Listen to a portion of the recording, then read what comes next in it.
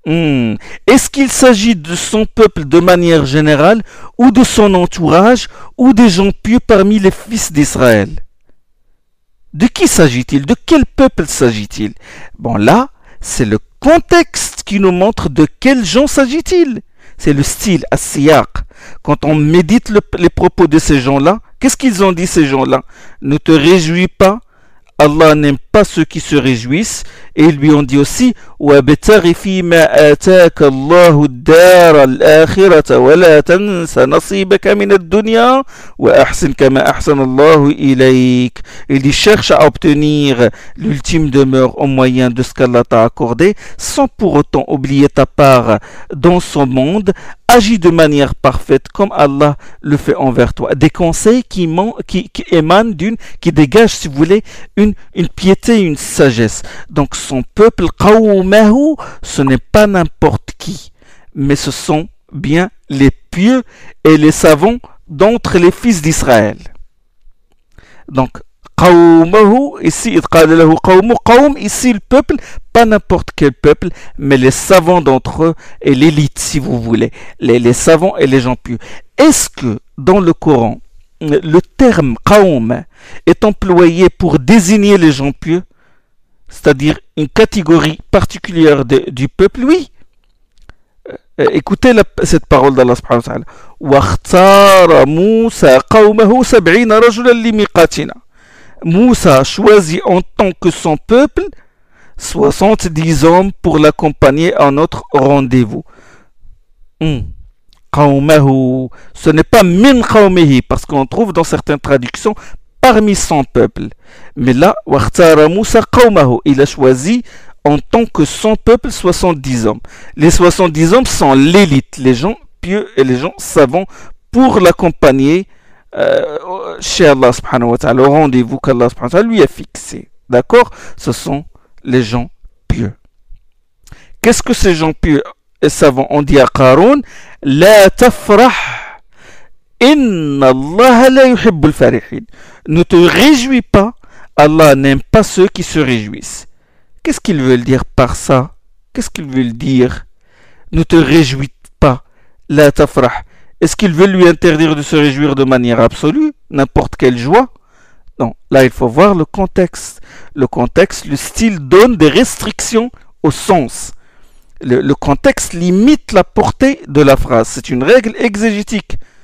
Qaïda tafsir, wa qaïda usuliyya dans les usul. Beaucoup tombent dans la confusion à cause de leur ignorance de cette règle. Quand tu dis à quelqu'un qui t'a fait du bien, tu es puissant et noble, par exemple, je donne là maintenant un exemple, tu dis à quelqu'un qui t'a fait du bien, tu lui dis tu es puissant et tu es noble. Là, tu le loues, tu lui fais des éloges. Mais quand tu lis la parole d'Allah subhanahu wa ta'ala adressée aux kuffars, aux mécréants, dans surat Dukhan, où il dit Allah subhanahu wa ta'ala Dhuq innaka anta al-azizul karim. Dhuq innaka anta al-azizul karim. Quand il dit aux mécréants, goûte, c'est toi le puissant et le noble. Est-ce qu'Allah le loue? Non, mais il l'humilie. Il faut pour comprendre ça, il faut revenir au siyaq, au contexte, au verset qui précède.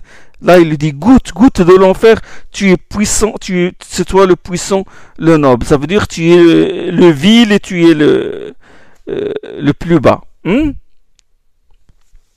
Donc, pour comprendre cela, il faut revenir toujours au verset précédent, siyaq. Parce que là, Allah subhanahu wa ta'ala dit avant de dire goûte, c'est toi le puissant, le noble, il a dit dans le verset qui précède, saisissez-le, خذوه فاعتلوه إلى سواء الجحيم ثم صبوا فوق رأسه من عذاب الحميم ذق إنك أنت العزيز الكريم. Il dit saisissez-le, il a dit à ses anges, saisissez-le le mécréant, traînez-le au cœur de la géhenne, فاعتلوه إلى سواء الجحيم, et encore verser sur sa tête une eau bouillante en guise de supplice, goûte, c'est toi le puissant, le noble. Donc c'est le contexte qui nous fait comprendre le sens de ces versets. Contexte, l'enfer ici, châtiment. Là, le contexte, c'est quoi?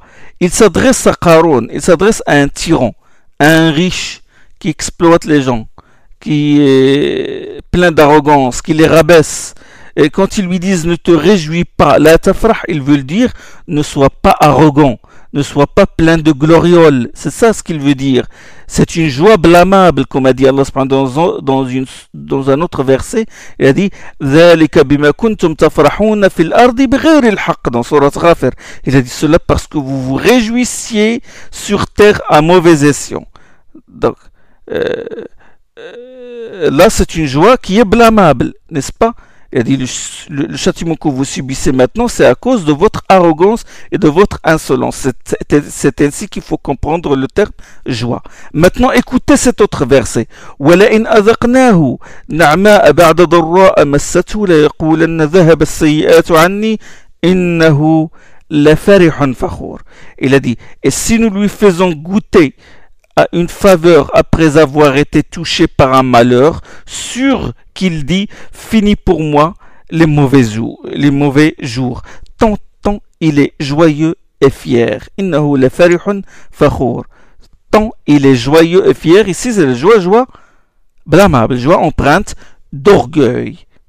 La preuve, comment? La preuve c'est la suite. يقول الله سبحانه وتعالى إلا الذين صبروا وعملوا الصالحات. Ça c'est dans Surat Hud. Il a dit exception faite de ceux qui s'arment de patience et effectuent les œuvres pies. Ça prouve que la joie de cette personne-là est une joie blâmable, puisqu'il a accepté ceux qui patientent et qui œuvrent pieusement. D'accord. Maintenant, écoutez cet autre verset sur les martyrs. يقول الله سبحانه وتعالى ولا تحسبن الذين قتلوا في سبيل الله أمواتا بل أحياء عند ربهم يرزقون فرحين بما آتاهم الله من فضله. Ne crois pas que ceux qui ont été tués dans la voie d'Allah soient morts. Ils sont bel et bien vivants auprès de leur Seigneur et comblés de faveurs, réjouis de ce qu'Allah leur accorde comme faveur. فرحين بما آتاهم الله من فضله. Donc ça c'est une joie bien sûr louable. ويومئذ يفرح المؤمنون بنصر الله, comme a dit subhanahu wa ta'ala dans Surat Ar-Rum. Les croyants se réjouiront ce jour-là du secours d'Allah. C'est une joie louable, joie légitime. Il y a donc joie et joie. Qu'est-ce qu'ils ont dit ensuite ces gens pieux à Qarun? وَابْتَغِي في ما آتاك الله الدار الآخرة ولا تنس نصيبك من الدنيا.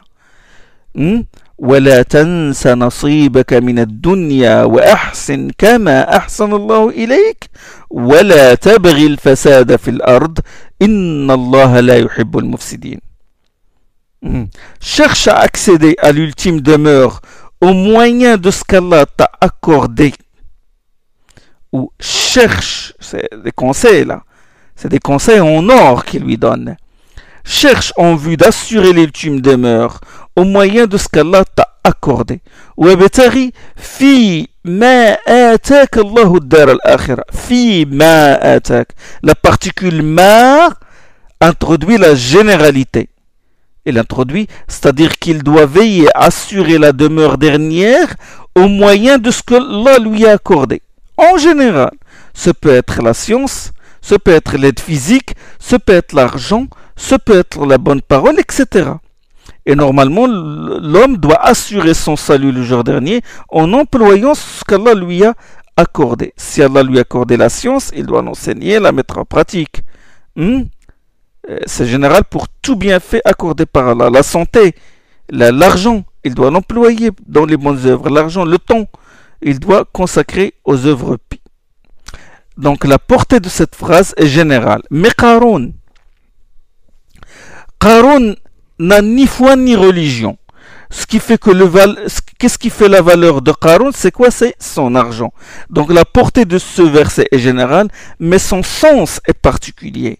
La particule ma qui introduit certes la généralité, mais son sens désigne quelque chose de particulier, à savoir l'argent. D'accord? À savoir, c'est comme si les gens pieux disaient à Qarun, cherche en vue d'assurer l'ultime demeure au moyen des richesses qu'Allah t'a accordées. C'est ce qu'on appelle, ce que les Usuliyoun appellent le général dont on veut le particulier. Al-ammu al-muradu bihi al-khas. Et quand Allah subhanahu wa ta'ala, ça c'est un exemple, si vous voulez, exemple du général qui a le sens du particulier. La parole d'Allah subhanahu wa ta'ala adresse à Ibrahim. وَأَذِّنْ فِي النَّاسِ بِالْحَجِّ يَأْتُوكَ رِجَالًا. Il a dit à Ibrahim, et appelle les gens à accomplir le pèlerinage dans Surat al-Hajj. Cela signifie quoi? Est-ce qu'il signifie les gens en général ou il signifie les croyants particuliers? Il signifie les croyants. C'est donc du général dont on veut le particulier. Ça veut dire appelle les croyants et non pas les gens en général. Et cherche en vue d'assurer la demeure ultime. Il lui recommande l'ikhlas, la sincérité. Tout ce que l'homme fait doit le faire en vue d'assurer la demeure dernière. Et l'on sera récompensé, bien sûr. D'accord? وَلَا تَنْسَ نَصِيبَكَ مِنَ الدُّنْيا. Ils lui ont dit وَابْتَغِ فِيمَا آتَاكَ اللَّهُ الدَّارَ الْآخِرَةَ. Cherche en vue d'assurer l'ultime demeure au moyen de ce qu'Allah t'a accordé. وَلَا تَنْسَ نَصِيبَكَ مِنَ الدُّنْيا. N'oublie pas ta part dans la vie d'ici-bas. Trois explications ont été données à ce verset. Elles sont toutes bonnes, mais une d'entre elles prévaut sur les autres. La première explication, ils lui disent œuvre en vue de plaire à Allah, car ce bas monde est un champ que tu récoltes pour en cueillir les fruits dans l'au-delà. Ad-dunya mazra'atul akhirah. Œuvre en vue de plaire à Allah, car ce bas monde est un champ que tu récoltes pour en cueillir les fruits dans l'au-delà. C'est-à-dire, ta part dans l'au-delà, c'est ce que tu as fait de bon dans ta vie, dans le monde d'ici-bas. N'oublie pas ta part dans le monde d'ici-bas, c'est-à-dire, en fonction de ce que tu as fait comme œuvre en vue de plaire à Allah, sera ta part de récompense dans l'au-delà. N'oublie pas ta part dans ce monde, profites-en pour œuvrer et ne néglige pas ta part. Profites-en, profite de ton argent pour gagner l'au-delà. D'accord? Ça, c'est une première explication. Donc, d'après cette explication, l'exhortation est continue, c'est-à-dire on cherche en vue d'assurer la demeure dernière et accomplir les œuvres salutaires. N'oublie pas ta part dans ce monde, ça veut dire profites-en pour gagner l'au-delà. Ça, c'est la première explication. La deuxième explication, n'oublie pas ta part du monde d'ici-bas, c'est-à-dire le linceul, le kafan, le linceul, c'est ta part, c'est la part qui te revient. Tu vas tout laisser, tu vas laisser l'argent, les palais, les domestiques, la part que tu emmèneras avec toi dans ce monde, c'est le linceul dans lequel tu seras couvert. C'est le tissu en guise de linceul dans lequel tu seras couvert. Tu vas tout laisser. Ça, c'est la deuxième explication. La troisième explication, la plus pertinente. N'oublie pas ta part du monde d'ici-bas. Profite et jouis des biens licites de ce monde. Profite du halal. N'oublie pas ta part. Là, cela prouve la sagesse de ces gens qui ont exhorté Qarun.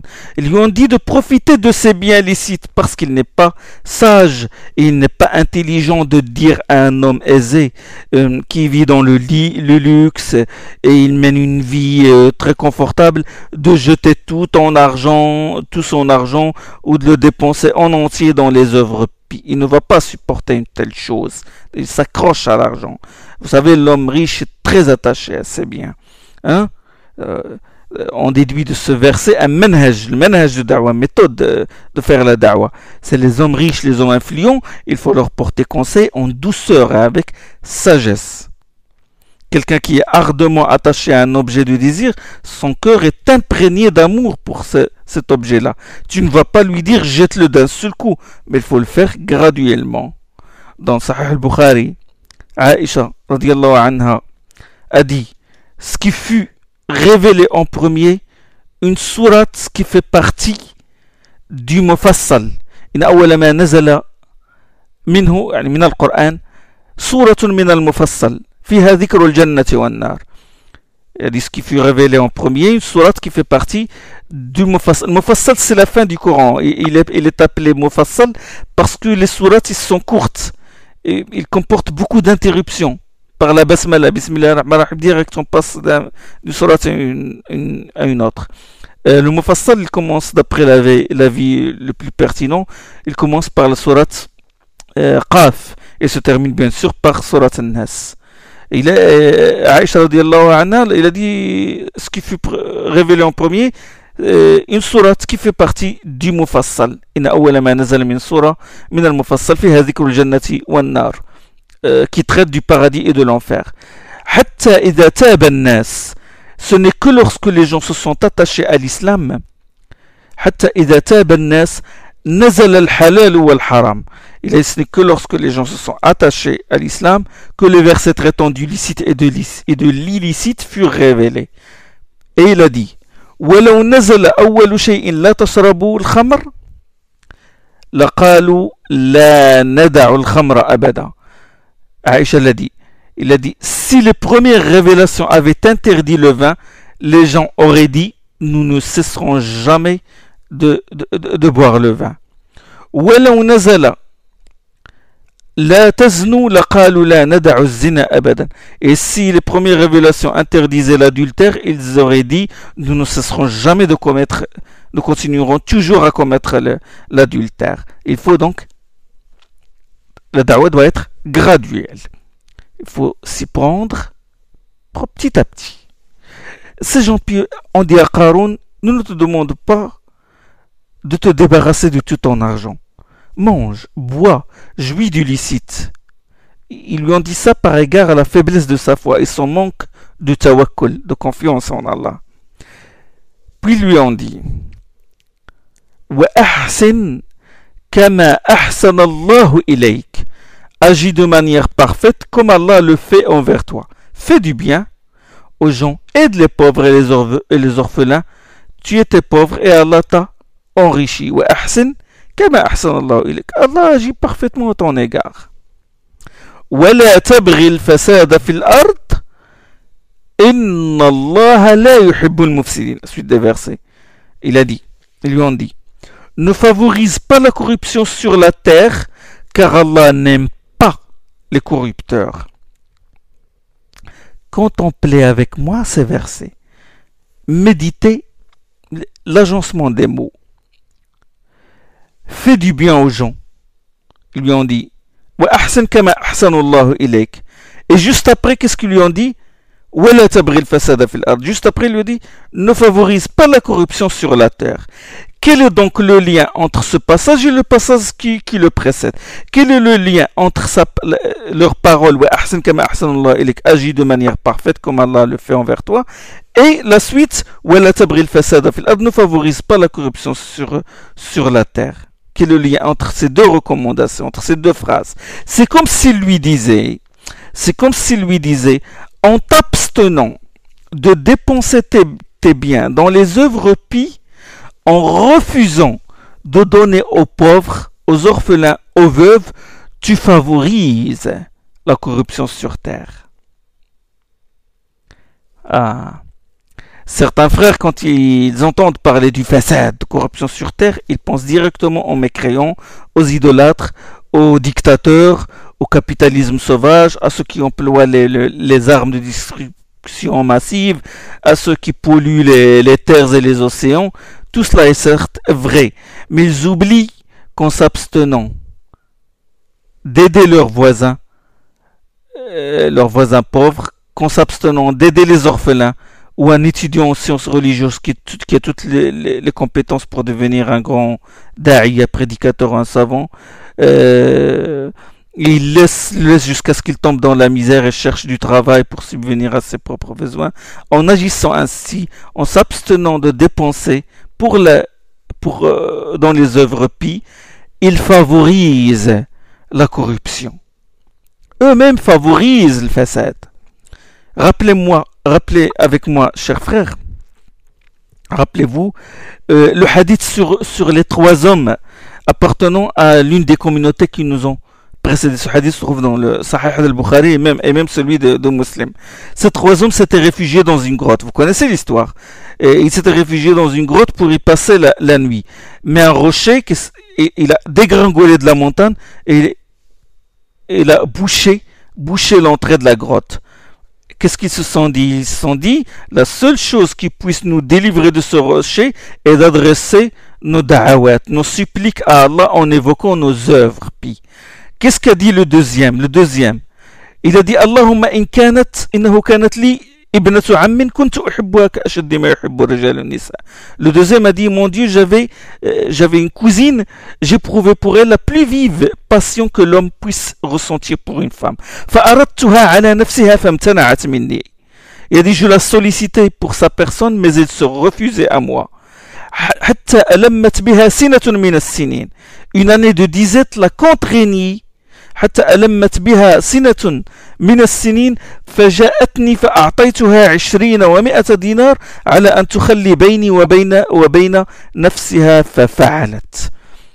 Il a dit, je la sollicitais, j'essayais de la séduire, et il se refusait à moi. Et une année de disette la contraignit à venir me trouver. Je lui promis 120 dinars à condition qu'elle me laisse faire ce que je voulais d'elle. Ce à quoi elle consentit. ففعلت فلما قعدت بين رجليها قالت اتق الله ولا تفض الخاتم إلا بحقه. Et au moment où je me plaçais entre ses jambes, elle me dit, crains Allah et ne romps pas l'hymen avant de t'acquitter de son vrai droit, à savoir le mariage, de son vrai droit.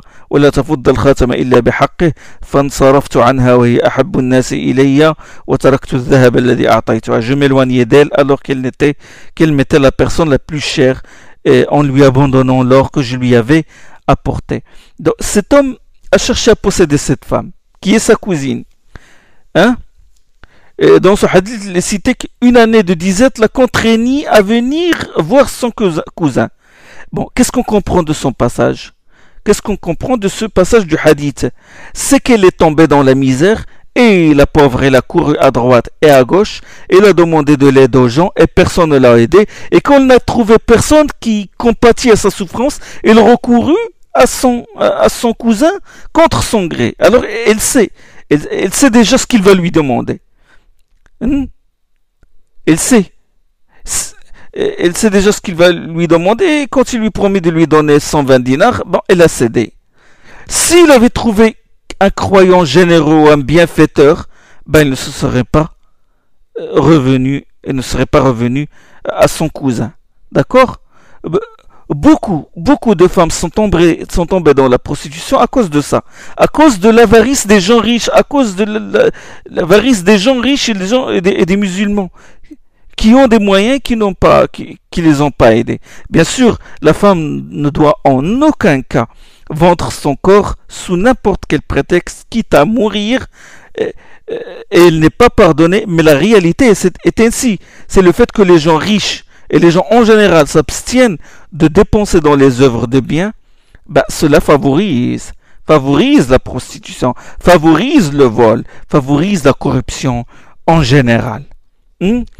Beaucoup de frères qui ont des compétences pour devenir des grands du'at, des grands savants, se sont arrêtés au milieu du chemin à cause du manque de moyens parce qu'ils n'ont trouvé personne pour les aider.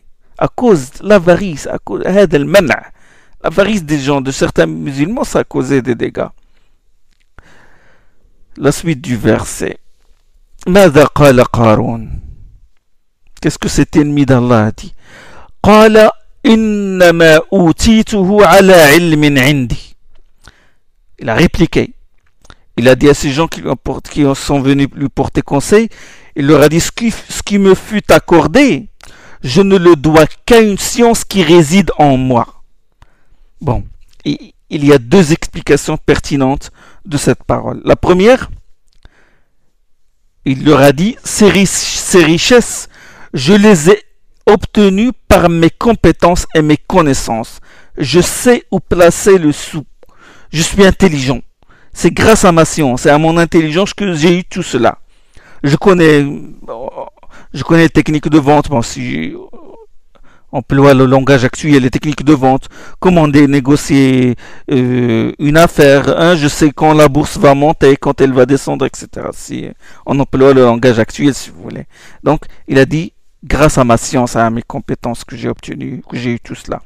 La deuxième explication qui est aussi pertinente, et certaines exégètes l'ont cité avant la première, notamment Ibn Jarir Tabari et l'imam et Ibn Kathir. Il a dit, si Allah m'a accordé ce trésor, c'est parce qu'il sait que je le mérite, que je les mérite, je mérite ce trésor-là. Je possède une science que vous ne possédez pas.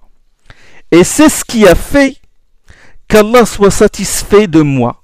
Il m'a alors privilégié sur vous par cet argent. Allah sait que je suis supérieur à vous. Allah ne m'a donné tout cela que parce qu'il m'aime. Allah ne m'a donné tout cela que parce qu'il m'aime. Voilà, deuxième explication. Hein? Beaucoup de gens pensent comme ça. Déjà, beaucoup de gens pensent. Qu'est-ce qu'on dit les mécréants de Quraysh? وقالوا نحن أكثر أموالا وأولادا وما نحن بمعذبين. Dans Surat Saba. Nous sommes les mieux pourvus de biens et d'enfants.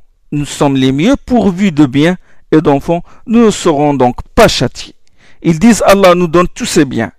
Il nous donne tous ces enfants-là. Et il va nous humilier. Non, non, non, non. Si Allah voulait nous châtier, il ne nous donnerait pas tout cela. Le fait qu'il nous donne des enfants et le fait qu'il nous comble de bienfaits prouve qu'il nous aime. Hein? Voilà ce qu'on dit les mécréants de Quraysh. Les gens du commun pensent une telle chose. Ils pensent que si Allah donne à quelqu'un, c'est parce qu'il l'aime et s'il prive quelqu'un, c'est pour l'humilier. Hein? وقالوا نحن أكثر أموالا وأولادا وما نحن بمعذبين. Nous sommes les mieux pourvus de biens et d'enfants, nous ne serons donc pas châtiés.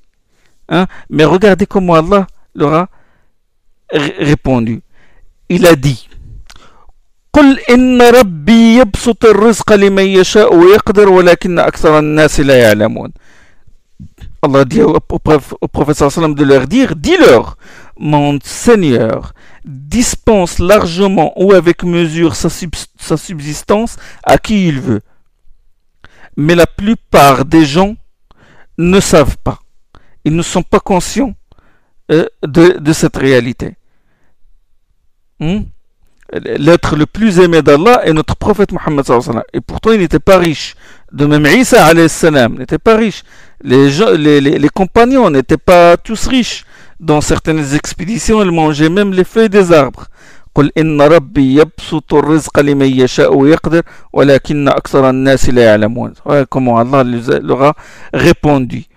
Et il leur a la suite de la réponse. Il a dit وما أموالكم ولا أولادكم بالتي تقربكم عندنا زلفى وما أموالكم ولا أولادكم بالتي تقربكم عندنا زلفى إلا من آمن وعمل صالحا فأولئك لهم جزاء الضعف بما عملوا وهم في الغرفات آمنون.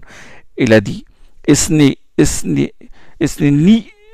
ne sont ni vos biens ni vos enfants qui vous rapprochent de nous, à l'exception de ceux qui auront cru et œuvré salutairement.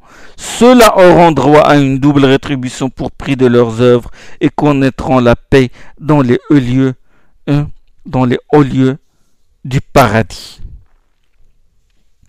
Les gens du commun pensent une telle chose. Et Allah, subhanahu wa ta'ala, il a blâmé ceux qui pensent de cette manière. Il a blâmé ceux qui pensent de cette manière. Inch'Allah, la prochaine fois, je continuerai l'explication des versets qui parlent de Qarun. Subhanakallah bihamdik. Ashhadu an la ilaha illa ant. Astaghfiruka wa atubu ilayk.